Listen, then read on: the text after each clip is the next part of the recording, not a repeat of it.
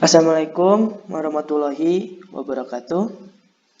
Kami dari kelompok 9 akan mempresentasikan hasil diskusi kami tentang medan magnet yang anggotanya terdiri dari saya sendiri, Muhammad Asep Bambuk Suseno dengan NIM 2003337, Muhammad Lutfi dengan NIM 2008148 dan Muhammad Zulfikar 2007864. Langsung saja kami lanjutkan ke pematerian.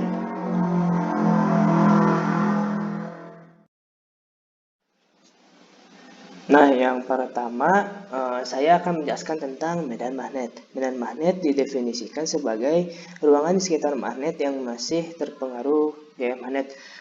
Biasanya besaran yang menyatakan medan magnet yaitu disebut dengan induksi magnet, lambangnya B. Nah, yang kedua yaitu induksi magnet. Induksi magnet sebenarnya bagi 4. Yang pertama pada kawat lurus panjang, pada kawat melingkar, solenoida, dan toroida. Kenapa kita masukin dulunya? Karena mengefisienkan waktu untuk presentasi. Yang pertama pada kawat lurus panjang yaitu persamaannya B sama dengan mu0 dikali I per 2Pi dikali A, dan keterangannya B yaitu induksi magnetnya satuannya Tesla, AA percepatan yaitu jarak titik dari kawat berarus, satuannya M, dan I yaitu kuat arus listrik, satuannya A, dan mu0 permeabilitas vakum. Nah, yang 4Pi dikali 10 min 7 ini memang sudah ketetapannya, dan biasanya induksi magnet ini menggunakan kaidah tangan kanan. Yang kedua yaitu pada kawat melingkar, persamaannya yaitu B sama dengan mu0 dikali N kali I per 2A, dan keterangan B sama dengan G besar induksi magnet, satuannya Tesla, A yaitu jari-jari lingkaran, satuannya meter, I-nya kuat arus, satuannya ampere, mu0 permeabilitas, 4 yaitu 4P dikali 10 min 7 Wb per AN, dan N-nya jumlah lilitan dari si lingkarannya itu, dan sama juga menggunakan kaidah tangan kanan.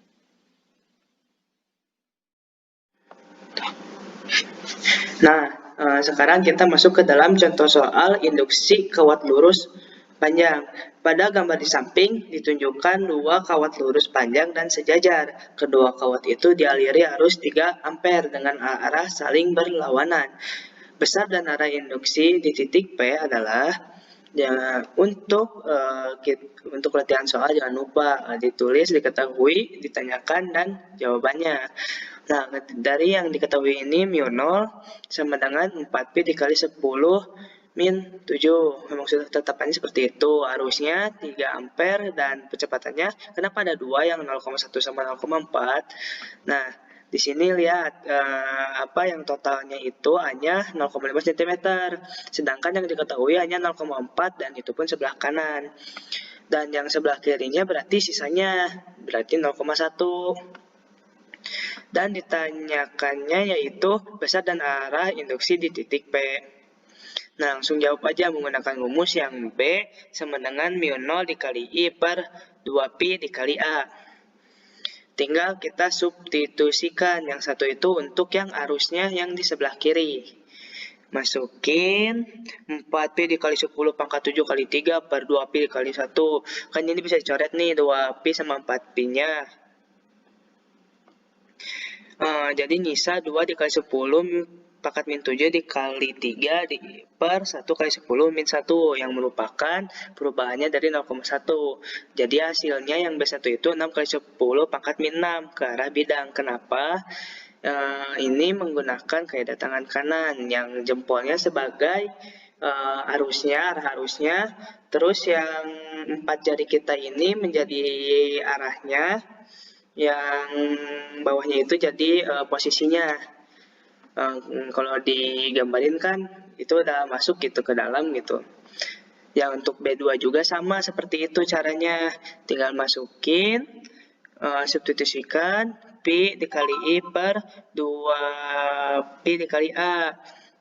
Tinggal masukin aja 4Pi dikali 10 pangkat min 7 dikali 3 per 2Pi kali 0,4. Kan bisa dicoret juga nih. Pi sama 2P. Jadi misalnya 2Pi dikali 10 pangkat min 7 dikali 3 per 4 dikali 10 pangkat min 1. Selanjutnya 3 per 2 dikali 10 pangkat min 6. Kita bagi, hasilnya ketemu 1,5 ke 10 pangkat min 6. Ini dan arahnya ke dalam bidang. Sama caranya seperti yang di B1. Kan ini arahnya ke bawah, tapi tetap saja 4 jari kita itu masuk ke dalam bidangnya. Nah, yang ini untuk menemukan hasil akhirnya B1 ditambah B2. Kenapa ditambah? Karena dua-duanya itu arahnya sama, yaitu ke dalam bidang. 6 dikali 10 pangkat min 6 dikali ditambah, 1,5 dikali 10 pangkat min 6. Hasilnya 7,5 kali 10 pangkat min 6 ke dalam bidang.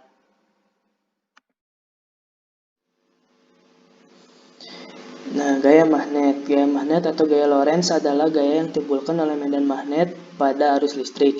Gaya magnetik terbagi menjadi 3, yaitu gaya magnet pengantar arus, gaya magnet pada permukaan listrik yang bergerak pada dalam medan magnet, dan gaya magnetik pada dua penghantar sejajar.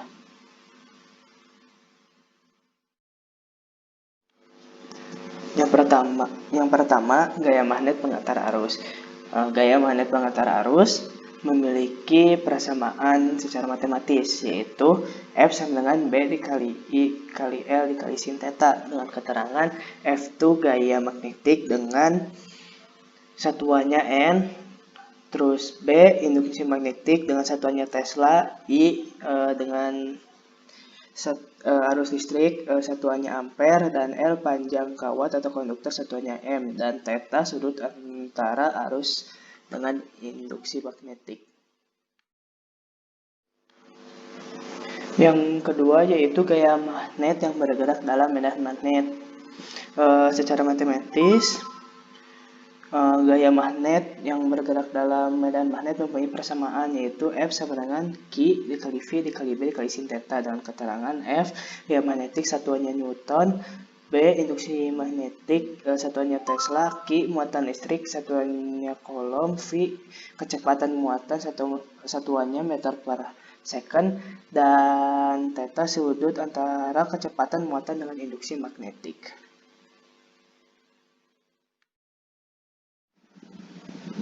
Nah, sekarang kita masuk ke dalam contoh soal gaya magnet yang berada di dalam medan magnet. Sebuah elektron bermuatan 1,6 dikali 10 pangkat min 19 bergerak dengan kecepatan 2 kali 10 pangkat 4 meter per second melalui medan magnet homogeni 5 kali 10 pangkat 3 Tesla dengan tegak lurus seperti gambar berikut. Jika arah gerak partikel dan medan magnet seperti gambar di atas, arah dan besar gaya Lorentz yang dialaminya adalah seperti biasa harus ditulis, diketahui, ditanyakan, dan jawabnya. Nah, mulai dari yang diketahuinya. Q-nya yaitu atau muatannya 1,6 kali 10 pangkat min 19, V-nya itu kecepatannya 2 kali 10 pangkat 4 meter per second, dan induksi magnetnya 5 kali 10 pangkat 3 Tesla. Yang ditanyain kan arah dan besar gaya Lorentz. Untuk menjawabnya, kita masukkan ke persamaan yang F sama dengan Q dikali V dikali B dikali sin theta. Di sini sin tetanya 90 derajat ya. Kita langsung substitusikan semuanya. 1,6 dikali 10 pangkat min 19 dikali 2 kali 10 pangkat 4 dikali 5 kali 10 pangkat 3. Kalau buat perempatan mah kan kalau dikali itu kan berarti ditambah ya. Ini mah kali biasa saja. Nah, ketemu nih hasilnya 16 kali 10 pangkat min 12. Supaya tidak terlalu besar hasilnya, yang pangkat min 12 ini pindahin aja ke sini, jadi 1,6 kali 10 pangkat min 11 Newton, dan arahnya keluar bidang. Kenapa? Karena muatannya negatif atau elektron lah. Jadi kita menggunakan punggung tangan kita yang termasuk di kaidah tangan kanan.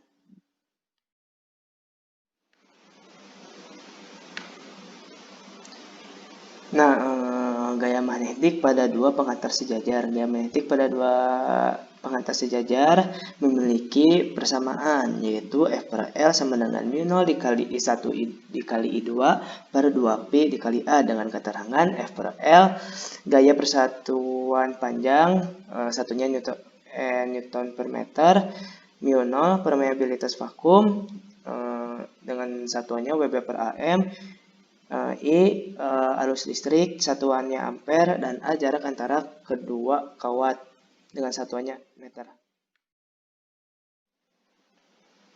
Sekarang kita masuk ke dalam contoh soal gaya magnet pengantar arus.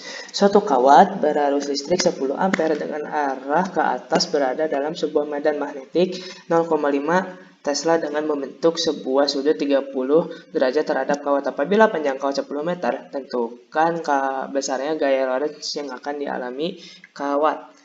Nah, kita di sini lihat yang diketahuinya ada arusnya yaitu 10 ampere, B-nya 0,5 Tesla, sudutnya 30 derajat, dan L-nya 10 meter. Yang ditanyanya F. Maka kita pakai rumus F sama dengan I dikali L dikali B dikali sin theta, harusnya B dikali I kali L biar lebih mudah dipahami. Yaitu kita substitusikan saja 0,5 dikali 10 kali 10 kali sin 30. Sin 30 itu kan setengah, berarti 50 dikali setengah, hasilnya 25 Newton.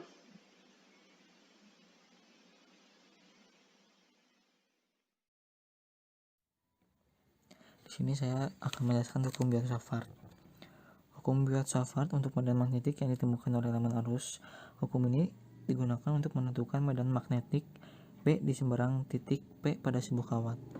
Biot dan Savart menyatakan bahwa besar medan magnetik berbanding lurus dengan arus listrik, berbanding lurus dengan panjang elemen kawat pengantar, berbanding terbalik dengan kuadrat jarak antara titik itu ke elemen kawat pengantar, berbanding lurus dengan sinus sudut antara arah arus dan garis penghubung titik itu ke elemen kawat pengantar.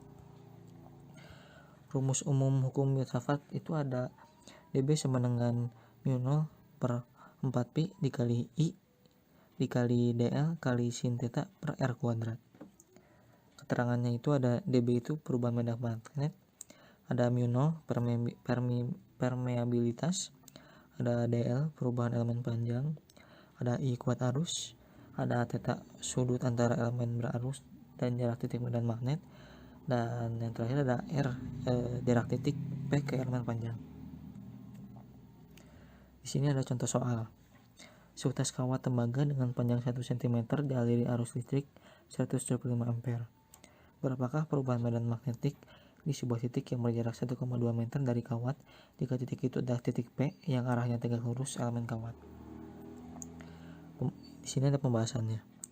Yang diketahui itu ada mu0 itu 4pi kali 10 pangkat min 7.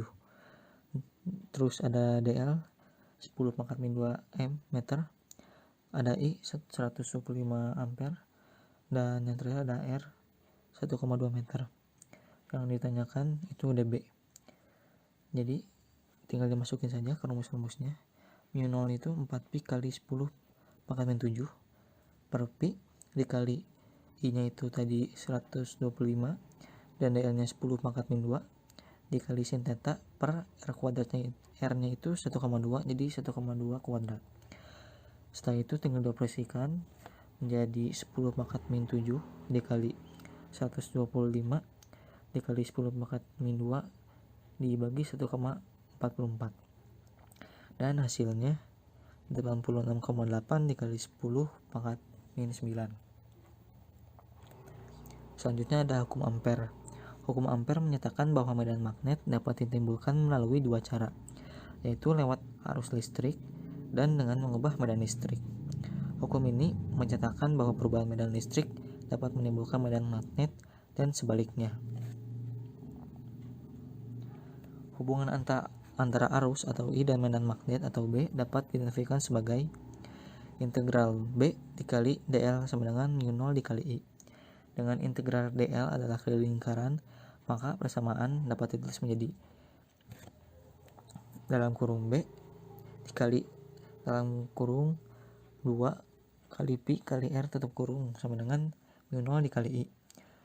Jadi B sama dengan mu 0 kali I per 2 kali V kali R. Di sini ada contoh soal untuk hukum ampere. Hitung nilai B di udara pada 1.5 cm dari kawat lurus panjang yang mengalirkan arus 15 ampere. Yang diketahui itu ada mu 0. Mu 0 itu 4pi kali 10 pangkat min 7. Terus ada R-nya sama dengan 5 cm menjadi 0,05 meter. Yang ditanyakannya itu B. Tinggal dimasukin saja ke rumusnya. Mu 0 nya itu 4pi kali 10 pangkat min 7 dan I nya itu 15. 2V dikali R. R nya itu 5 kali 10 pangkat min 2. Dengan dioperasikan menjadi 30 kali 10 pangkat min 7 per 5 kali 10 pangkat min 2. Dan hasilnya 6 kali 10 pangkat min 5. Selanjutnya, efek Hall. Efek Hall merupakan suatu peristiwa berbeloknya aliran listrik atau elektron dalam plat konduktor karena pengaruh medan magnet yang tegak lurus dengan arah arus, menyebabkan timbulnya beda potensial pada ujung-ujung plat konduktor yang berlawanan. Efek ini ditemukan oleh Edwin Hall pada tahun 1879. Prinsip dari efek Hall adalah gaya Lorentz, di mana kita ketahui sebuah konduktor berbentuk plat dialiri arus I. Dari sini terlihat bahwa muatan positif bergerak lurus menuju arah sumbu X positif, sedangkan muatan negatif bergerak lurus menuju arah sumbu X negatif, sehingga tidak ada beda potensial Pi di ujung-ujung plat konduktor pada sumbu Y, di sini atau di sini. Berbeda halnya ketika plat konduktor diberi medan magnet B pada arah sumbu Z positif, maka muatan pada plat konduktor akan mengalami gaya Lorentz. F sama dengan Q sebagai muatan dikali P kecepatan muatan dikali B medan magnet. Muatan positif akan mengalami gaya Lorentz ke arah sumbu Y negatif. Sedangkan untuk muatan negatif akan mengalami gaya Lorentz ke arah sumbu Y positif ke arah atas, sehingga akan terjadi distribusi, itu muatan-muatan negatif akan terdistribusi di bagian arah sumbu Y positif atau bagian atas plat, dan muatan-muatan positif akan terdistribusi di arah sumbu Y negatif atau di bagian plat bagian bawah, bagian sini, sehingga timbul medan listrik dan beda potensial pada konduktor. Gaya Lorentz ini diimbangi oleh gaya elektrostatik akibat pemisahan muatan-muatan tersebut, di mana gaya elektrostatik adalah P dikali B, di mana P adalah kecepatan muatan dan B medan magnet.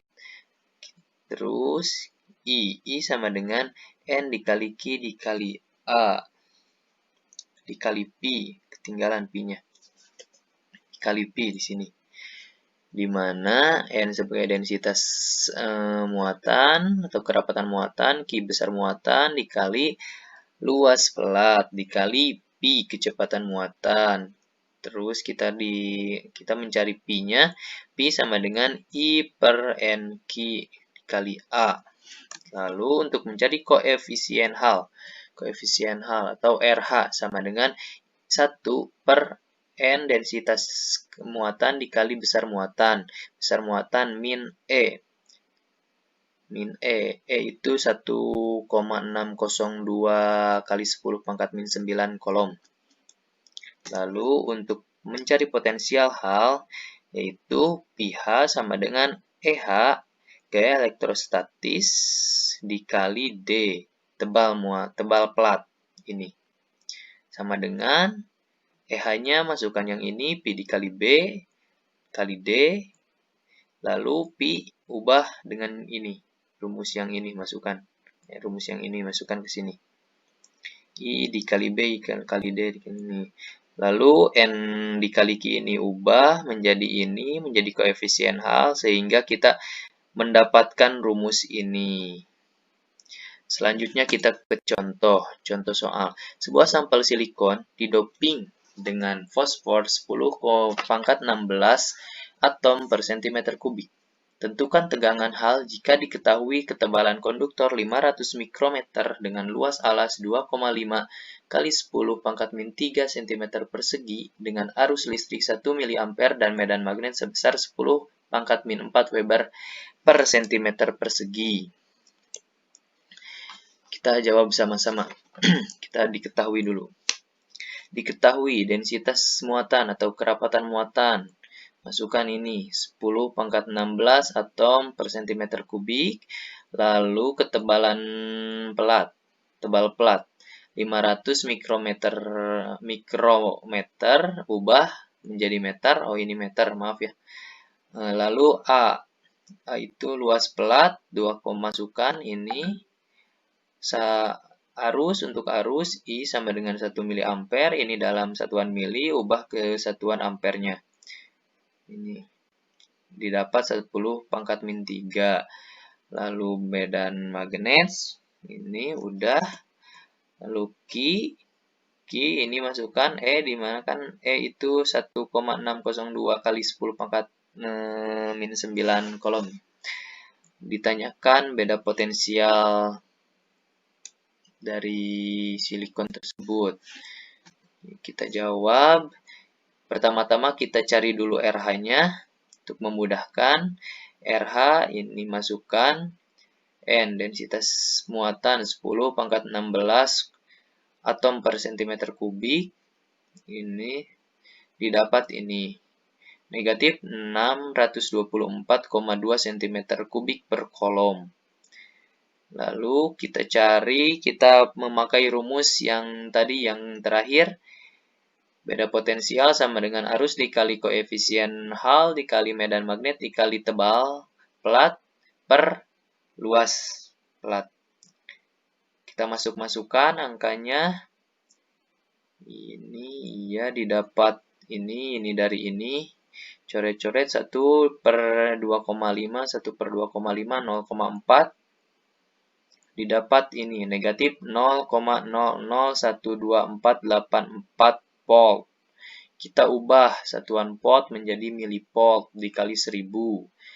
Kita dapat negatif 1,2484 milivolt. Kita bulatkan, didapat negatif 1,25 milivolt. Nah, jadi, beda potensial atau tegangan hal yang terjadi pada silikon dengan doping fosfor 10 pangkat 16 atom per cm kubik adalah negatif 1,25 milivolt. Sekian dari kami, mohon maaf apabila ada kesalahan dari perkataan ataupun materi. Mohon dimaafkan karena kami dalam tahap belajar. Terima kasih. Wassalamualaikum warahmatullahi wabarakatuh.